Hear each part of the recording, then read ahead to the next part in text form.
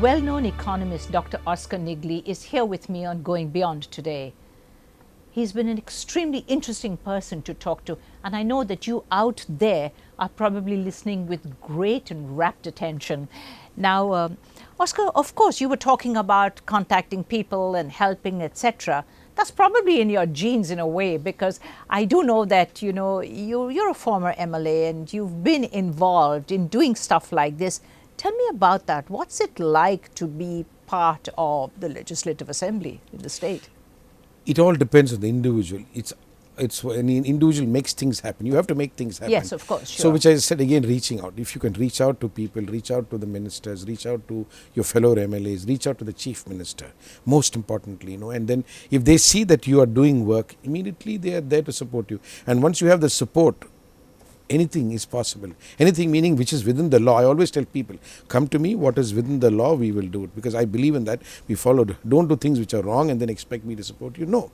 But within the law, whatever be it, it could be anything. For example, you have a problem with regard to getting your own legalization certificate from a Tashildar. Yes, or you need some other death certificate. Or we had a tragedy in E-Road where 3 families were washed away. Yes, I remember that. And then I related to the collector. The collector was such a fine person.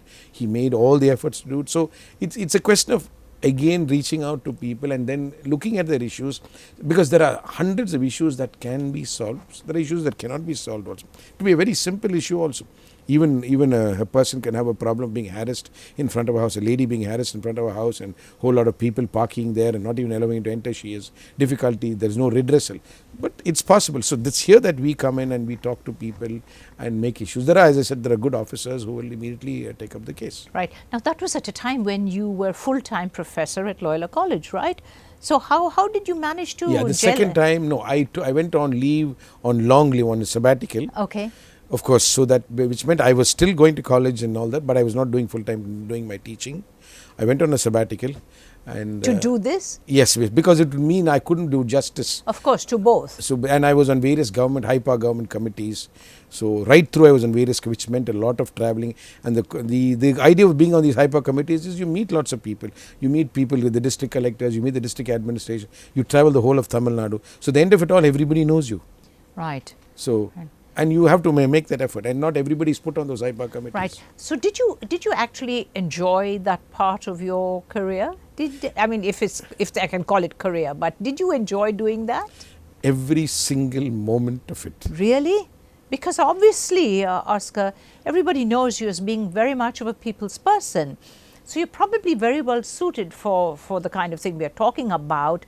Would you do that again if it were offered to you? All over again. For Really? the simple reason is because that's the only way you can reach out and get things done. And I feel sad that a lot of things are not being done currently. So I believe that, but I'm still doing whatever I can in my powers of not being an MLA, but being a former MLA. And one of the great things is, even if you're a former MLA, people listen to you. That's a great thing. So, but you're a teacher. In any case, people listen to you. I mean, it's part of your yes. But then there is. Let's face one fact. There is a thing called power, and that only emanates from being part of the legislature or from Parliament. That cannot come. Yes, the love and respect you have as a teacher is always there. It's very great. It's good. But apart from that, there is this thing called power, which emanates from these positions, and if you can use it well, use it positively, it's a great thing for society, for the community, and for society at large. It's not just, you have to be an MLA only for, you can say a Christian comes to you, or somebody else comes to you, even right. Anybody, Hindu comes to you, anybody comes to you, Muslim comes to you. Why not? If you can help him, help him. Right. Nothing stops you. Oscar, do you like the feeling of power? I would be telling a lie if I said no. Yes. I like the honesty that you are exuding to me today. Okay, if you got the chance again, perhaps you will, but is there anything you would do differently in terms of being an MLA? Is there something else that you probably didn't touch the last time that you might want to? Honestly, in my last term, 11 to 16, I mean, it was almost everything. It was 2006 to 11. It was, everything was tried under the sun. So I really went all out. So I'll probably do the same thing, because unless of course something new comes up, and then if there are other things, but basically reaching out to people, addressing issues, solving their problems wherever possible, taking it up with the chief minister, taking it up with the bureaucracy, taking it up with the ministers concerned, which means building a rapport. And that's obviously you can build a rapport. There are so many things. For example, even now the Inspectorate of Anglo Indian School has been removed now. Now, at that point of time, when they had the Samachar Kalvi, and then the then education minister on the floor of the house told me that he is not going to remove the Inspectorate of Anglo Schools, and that's the assurance he gave me. And it went on. Now, suddenly the government has decided to remove the Inspectorate of Anglo Indian Schools. So, these issues have to be addressed by the MLA. We need to tackle them and see. But then, unfortunately, so there are a lot of things you can actually do if you're an MLA. Right. There's a point I'd like to make here. That is not a nominated position. Yeah. So there must be a lot of string pulling that goes on in the background for maybe sometimes the wrong persons might necessarily get into that chair, and then everybody is saddled with them for the term of the government. Absolutely. That must be a scary thought, I think. It is. So it is actually up to the government and the powers that be to try to see that they need to choose people who will work. For that, they need to do something, have a track record, and of course you can still go wrong. Yes. But by and large, at least have people with a track record, because everybody wants to be an MLA. That is also a fact. Everybody wants to have a pot shot at power. They're not realizing that it means along with power comes responsibility. Very great responsibility. It's a pretty full-time job, really. Yes, not a yes. job, but it's an assignment that's very full-time. Yes. So do you think people sometimes are entering these positions of power not being entirely aware of what's at stake in terms of their own personal... They're not aware of it.